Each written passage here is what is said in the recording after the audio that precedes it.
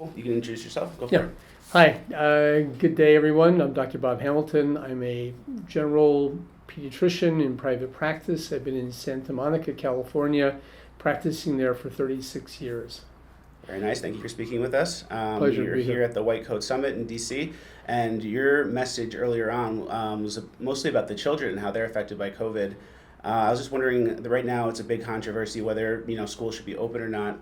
Do you think we can start, I guess, with the health aspect? Are children at risk of catching COVID, getting sick from it, and are they at risk of being potential spreaders of COVID? Sure. Okay, well, the good news, Austin, is that kids in general are handling this infection remarkably well. Yes, they are getting infected. Absolutely, they can get infected, but the kids who are getting infected are really minimally symptomatic. Many of them are asymptomatic completely.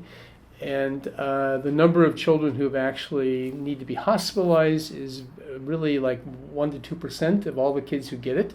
And of those children who need to be hospitalized, very rarely are they actually passing from this infection. So the actual mortality rate is about 1/5 of 1% of all the children who get it are actually dying of it. So in California, actually throughout the entire country right now, I think the number is about 36 children have died in the U.S. of COVID virus. Mind you, some of those 36 actually do have comorbidities as well. So you have to kind of tease out each case to really know what was the reason for the passing of the death of the child. But certainly this infection is not affecting children like it's affecting older people. Mm-hmm. And when we do speak about that, a lot of times people say, yeah, the children might not be affected, but they are at risk of spreading it to their teachers or older people in the schools. Is there any truth to that? And how does it work when it comes to spreading either asymptomatically or if they are infected? Sure. Well, this is the big question. Are children going to be the spreaders that actually drive the infection? The truth is they're not. They're not driving it at all. In fact, amazing quote came out of Scotland recently by a guy named Mark Woolhouse. He said the following. He's an epidemiologist. He's also a professor of infectious disease there in Edinburgh. And he said the following. He said that there has not been one case of a child, a student in a classroom actually giving or transmitting the virus to their teacher in all of the world. He has not found one case. That is compelling.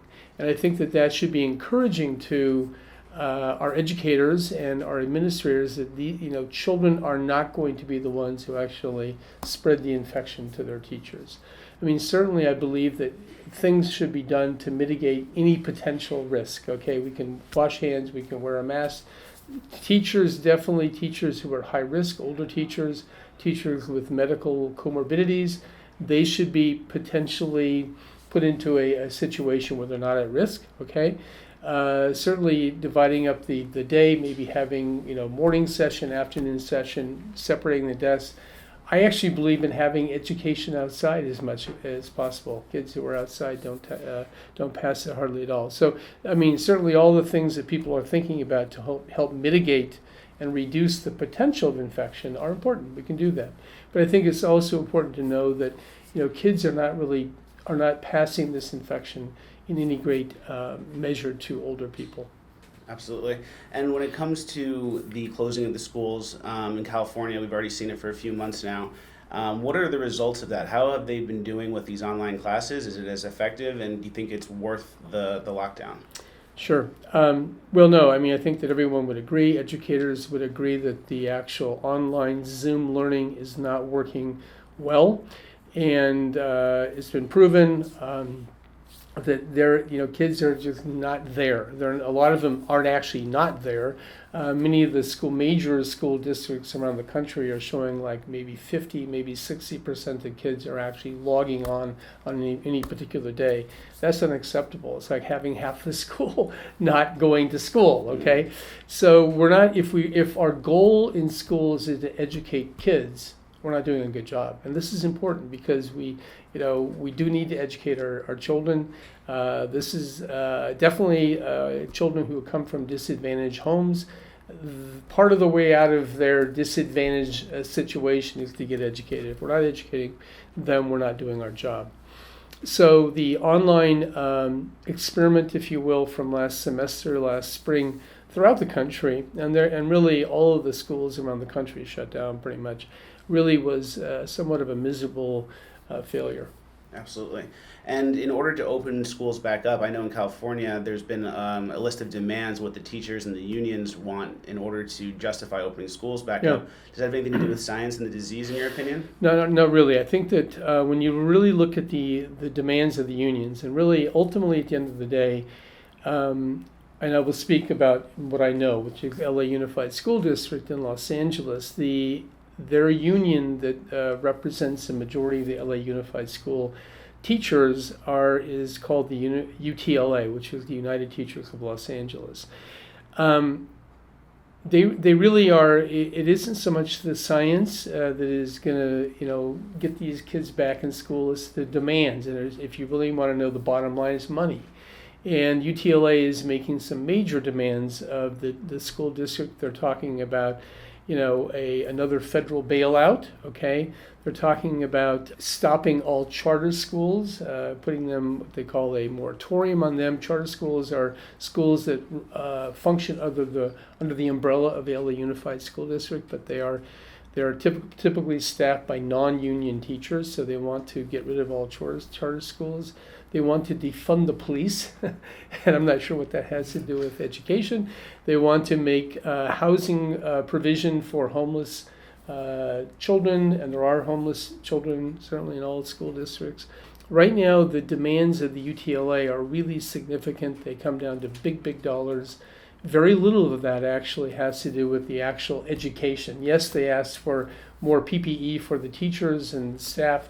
Totally agree with that. But when they start talking about defunding the police, my question is, what does that have to do with educating our kids? Yeah, they're almost holding them in a way like hostage and not going to let them go back to school unless these demands are met. And they are, truth be told, Austin, the LA teachers are actually on strike. They have an amazing opportunity to, exactly what you said, hold our kids in hostage, and they're going to take full advantage of that. Some good news is that parents back home, and I live in Los Angeles, parents are getting weary, they're getting tired, they're disheartened by what is happening, and they're beginning to they're taking the situation into their own hands, and they're not going to wait for LA Unified School District to get back. They're going to basically say, hey, listen, we have a responsibility as parents to educate our own children. And so what they're doing right now, and they're doing this by the hundreds, maybe thousands, is they're forming what are called mini pods, educational arrangements where you have maybe 5-10 kids coming together, same age children, hiring a teacher, and then teaching them independently of the school system. This may be the way of the future, and certainly if the unions prove to be recalcitrant and are not willing to make any amends, this is what people are going to do. yeah, in between school and homeschool, you find like some like-minded families and get them together, get a tutor you trust. That definitely sounds like the way of the future. Right. It really isn't homeschooling in the classical sense, and I hesitate to mingle the two. Homeschooling is really a family individually will teaching their children, mother or father teaching their children.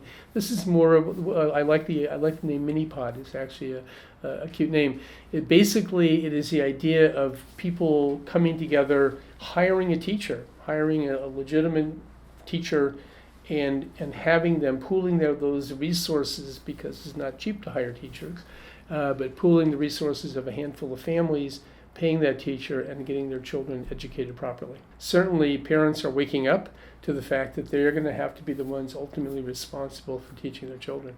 Very nice. Thank you for sitting with me. That was great. Appreciate it. You're welcome.